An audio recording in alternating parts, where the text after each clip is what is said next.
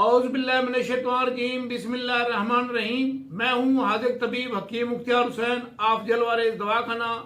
मुझे काफ़ी लोग professor Hakim Mukhtiar Hussain of जलवारेज दवाखाने के नाम से भी जानते हैं। मेरे तमाम सुनने वालों को मेरी तरफ से अस्सलाम वालेकुम। आज का नुस्खा है मर्दाना कमजोरी का।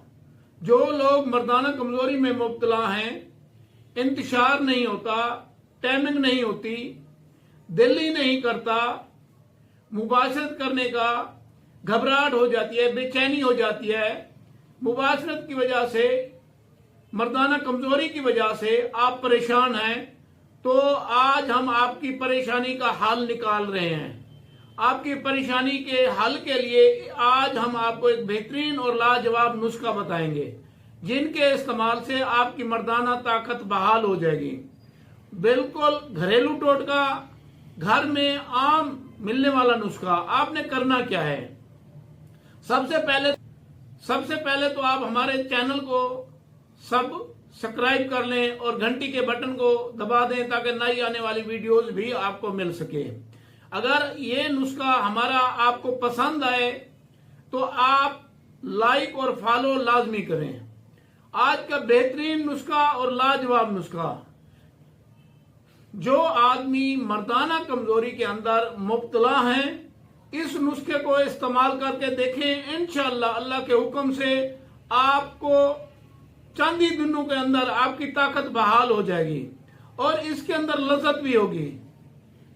आप हमारा कांटेक्ट नंबर भी लिख सकते हैं 0302 777 3818 0342 7773818। यह हमारा कांटेक्ट नंबर है। आप हमारे फोन पे भी बात कर सकते हैं, व्हाट्सएप पे भी बात कर सकते हैं। अब हम आते हैं नुस्खे की तरफ। बिल्कुल आम और सस्ता और हर जगह में दस्तयाब होने वाला नुस्खा। करना क्या है? आपने प्याज का पानी निकालना है और शहद लेनी है। इन दोनों को मिक्स करना है और आग के ऊपर पकाना है। जब ये गाढ़ा हो जाए तो इसके अंदर माश की दाल का आटा डालना है और इसको घी के अंदर भूनकर इसका हलवा तैयार करें।